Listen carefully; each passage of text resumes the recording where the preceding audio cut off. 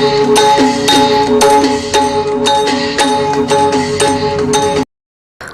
าส่งพี่น้องใต้แผ่นดินยาวขามาพบ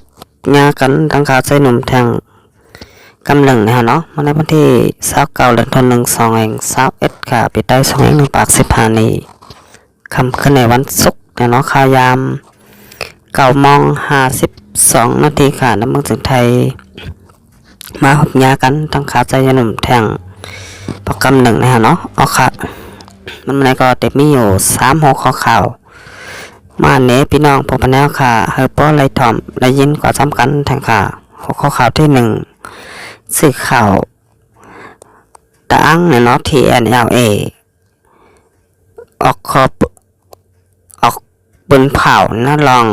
ซึก SPP บ้านไฮตีงับขาแหมตายลุงเหงบ้านคงสาในค่ะหัวข้อข่าวที่2ข่าวสุกซักในเมืองมันบ้านเมืองไหนวันไหนค่ะหัวข้อข่าวที่3เสาขนทุนโอบนเผาทอนตัวออกดันเฮงโหเป่าปาตีโฮเซอร์เอาค่ะก็นักศึกษาเป็นน้องขาเข้ามาต่อยสังยุทธภาเส้นหนุ่มก็อย่าลืมกดติดตามใบฝันขายแล้วก็กดปั้นเตะแห่งทางกำหนึ่งเป็นน้องแต้วค่ะเตะคือตั้งข่าวอันตั้งบนเมื่อรายการพดต่างข่าวค่ะเอาค่ะเอาค่ะมาต่อยหัวข้อข่าวที่1อันตั้งสุดเนี่ยเนาะอันนี้ก็เป็นข่าวสวยพีเมเนี่ยเนาะเป็นสื่อข่าวของตะอังเนี่ยเนาะปีน้องตะอังเขาตะอัง TNLA เนี่ยเนาะเป็นสื่อข่าวครับเปลี่ยนของซึก TNLA เซตาก้อยหนาซ้ำออกข่าวลองซึกวานไฮเนี่ยเนาะตีงับแฮมตายลุงเหงอยู่ก้อยหนาซึกวานไฮอ่ำกว่าลาเขาเซเอสก็เป็นมหามิกกันแลอ่ำฮัดลากว่าทางแต่ซึกวานไฮซึกมัดไหนฮัดลาเกินไตก้อยวานไหนซึกปอซึกปลองที่NLAเขานับย้ำสูกาเหือไหนวนต้อยเอาก้อยลาตอนหนังสูเป็นอ้อยหลีกันเขายังฮัดเอาล่องเปิดลายโซนนั่นปุ่นเผาในก้นตั้งน้ำให้ไหลหูจำลองมึกเลิงสูนั่นอยู่สูตึกว่าซึกที่NLAไหนลีต่อโซนาเย้าไหนออกข่าวอันนี้ก็เข้าข่าวที่ไรหันบ่าสื่อข่าวของปีน้องลอยเขาเนี่ยเนาะปีน้องลอยตางTNLAก็ออกข่าวลองซึกวันให้ตีงับขาแหมตายลุงแห่งบ้านคงสะเนี่ยเนาะเมื่อป่นมาข่าวต่างอำเภออำนั้นไหนเนี่ยเนาะพี่น้องถ้าเขามึงจะได้สิ่งแต้วค่ะก็เตลัยฮัดโผกันยาวนะฮะเนาะเอาค่ะอันในสัมบาเป็นอ้อยดีกันนะเนาะอันเตียนเป็นสีขาวของสวยพีเมเนี่ยเนาะเป็นสีขาวของปีน้องลอยตาอ้างเขาเนี่ยเนาะที่อันยาว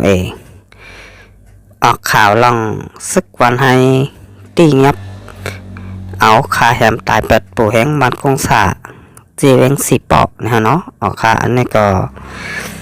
อำหันซึกวันให้มากล่าวเนยาวก่อวาสังเนี่ยเนาะพอเป็นห้าวคาพี่น้องเจ้าเกิดเมืองสลายสิงไตเหมือนกันแต่เหมือนห้างซึกวันให้เปิดตัวอยู่ตาเสกกุขิงกุยามตาเตออกมาหลาขึ้นพี่น้องแต่ขันนั่นเนี่ยเนาะก็เลยยินลายปอกยาวก็ลายกำเขาลาดว่าพี่น้องแต่ขากำน้ำเตียนหลาซึกวันให้ในอยู่ไว้ในเมืองสิงไทยเนี่ยเนาะเอาขาก็เตเมียนอยู่เนี่ยเนาะสองไม้อยู่ไว้ในเมืองสลายสิงไตบ่วนบ่าซึกวันให้เตะใบกึศเจ้าเนี่ยเนาะเตะเอากว่าขาก็แหมแปดหมดเจ้าขาสังวามอยู่ในเมืองสิงไทยเนี่ยเนาะเอาค่ะอันนี้ก็เป็นเจ้าเกาหลีเนี่ยเอาขาเป็นพี่น้องเจ้าเขาเมืองสลายสิงไตก้อยหมอพร้อมหอมกันหมอหักกันเนี่ยเนาะอยู่ไปอยู่มันยาวก็ไล่เฮ็ดสร้าง เผามันก็เหมือนกันเนี่ยเนาะมานั่งซึกอ้อยหลีปอทองลายเฮ็ดสร้างก็เปลี่ยนกว่าเมียวหนึ่งนะฮะเนาะแต่ซึกถึงแต่ค่ะเสียดก็ลายเป็นตับซึกปอจานก็ลายเฮ็ดสร้างก็เป็นเมียวหนึ่งค่ะใจแถมพอมีคนเมืองยาวก็จอยกันพอมีคนเมืองเนี่ยเนาะก็ซึกอ้อยหลีปอทองลายหมูลายจุ่มอันในกินเน็กเต็กเต็งพอมีคนเมืองยาวก็เป้กินดูหลายแหมตายพอมีคนเมืองมาก็ตั้งนำตั้งหลายเนี่ยเนาะลายเฮ็ดสร้างซึกอ้อยหลีปอทองมาจะเป็นซึกTNLA ซึกวันให้ซึกค้าง KIA แล้วก็ซึกว่าซึกเคโกก้าง MNDA จากก่อนจนไหนค่ะมันนั่งมันในเขาขาดหันบาซึกค้าง KIA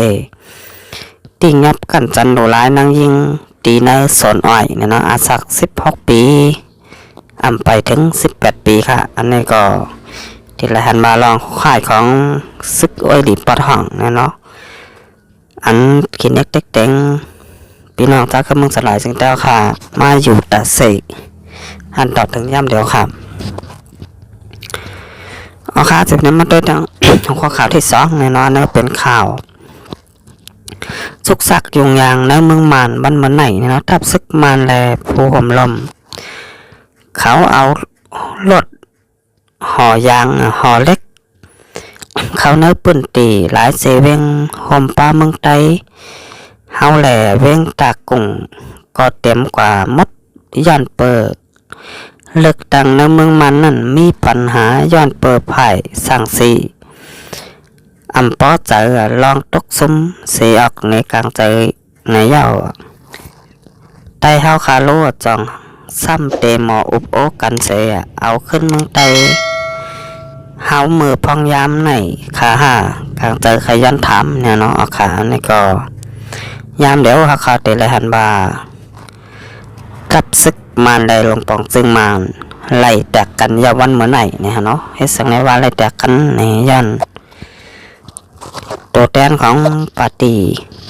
ตับซึกมันเนี่ยเนาะเป้ปังเลือกตั้งเลยไล่ตกซุ้มปังเลือกตั้งเปลี่ยนปอกคำ2อันนี้ก็กวนนันตีปันแห้งปาร์ตี้สังสีนั่นเป็งปอเจอลงปองจึงเนี่ยเนาะจะก็อ่อนกันออกมาในกลางเจอตั้งนำตั้งหลายค่ะวันมาไหนเฮ็ดเธอผ่ายไปที่เขาเลยตีงับกว่าเขาตั้งน้ำเนี่ยเนาะเขาว่าเขาเดินมาตีลุงเตียหรือว่าสารสงเนี่ยเนาะตีนี่อยู่ในกรุงเนปิดอเนี่ยเนาะเอาค่ะอันนี้ก็แม่นพองตึกกดทัดเนี่ยเนาะแล้วก็ด้วยลองเปิดมายืนต่างไว้เนี่ยเนาะตีลุมสารสงเนี่ยเนาะตีในเมืองหลวงเนปิดอเนี่ยเนาะเอาค่ะอันนี้ก็คนมันคนเมืองเตียนปันแห้งปฏิสังสีเนี่ยก็เตะเข้ามาอองตีนั่นเนี่ยเนาะก็เลยถูกตั้งผลิตผ่ายปริมาณปันเข่าเนี่ยเนาะมานเหมือนกันขึ้นตีงับกันค่ะเอาขึ้นรถขึ้นกาเอากว่าเข้าขังขอกเนี่ยเนาะเอาค่ะอันนี้ก็เข้าขาดไปแล้วนะวันมาในมานเหมือนกันก็แตกแยกกันถกกันยาวเนี่ยเนาะพี่น้องแต่ค่ะซ้ำเตะเฮ็ดจึงเฮ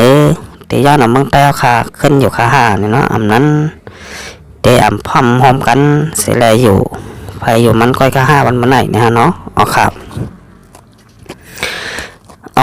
เสพเสร็จน้ำมันด้วยแดงหัวข้อข่าวที่3เนี่ยเนาะเนี่ยเป็นข่าวลองเจ้าขนโทนโอปืนเผาถอนตัวออกด้านแห้งหัวเป่าปาตีโฮเซอร์SNLD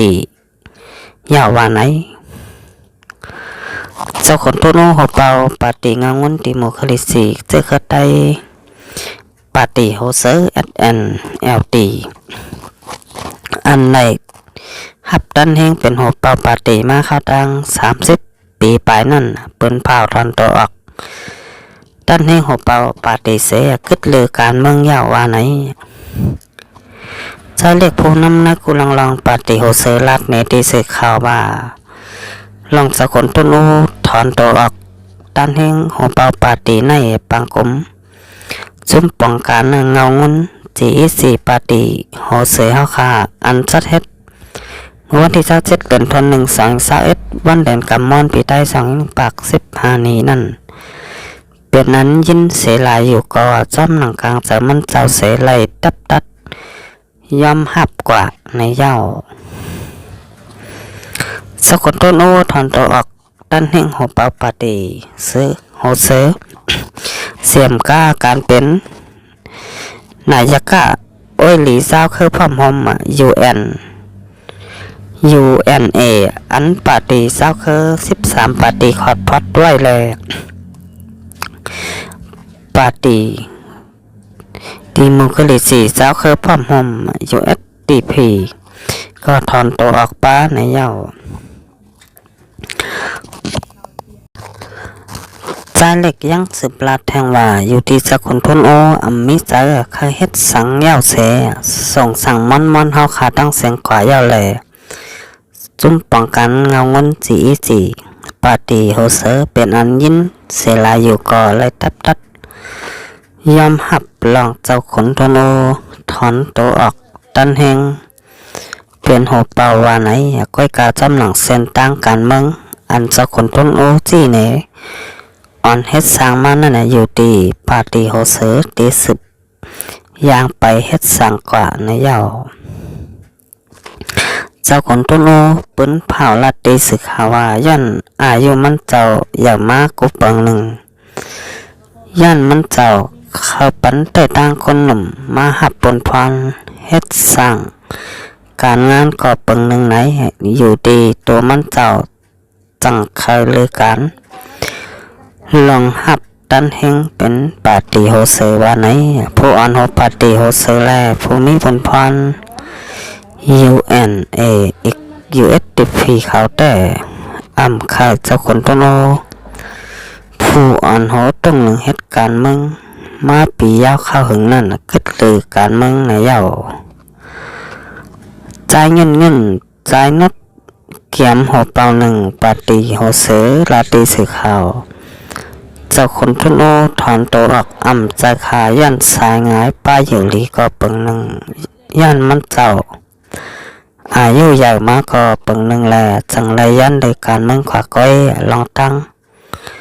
งลองแต่อ่ำมีว่าไหนเจ้าคนทุนโอในไรฮับดันเฮงเป็นหัวเปล่าปาร์ตี้โฮเซมาคาตั้ง30 ปีปลายเสียมกาเป็นผู้ต่างตัวอันออกเป้ปางเลือกตั้งเมื่อปีหนึ่งแหงกับปาก90ข้อ1เสอยู่ที่ป้อมเมคนเมืองแต่เฮาก็เป็นอันนับย้ำเอาคงหมุนเจ้าอยู่เย้าย่านมันเจ้าต้องหนึ่งเฮ็ดสร้างการเมืองหนังเฮ้ยป้อมเมคนเมืองป้อเตไลส่วนเป็นลองเพ่งเป้งแลเมื่อปานรับศึกมันยิบอาณาจึงเมืองนั่นถกงาตีงับตกคอกปียาวข้าวหึงเสถึงมาปี2 12จังขึ้นหลอดออกมาในเย้า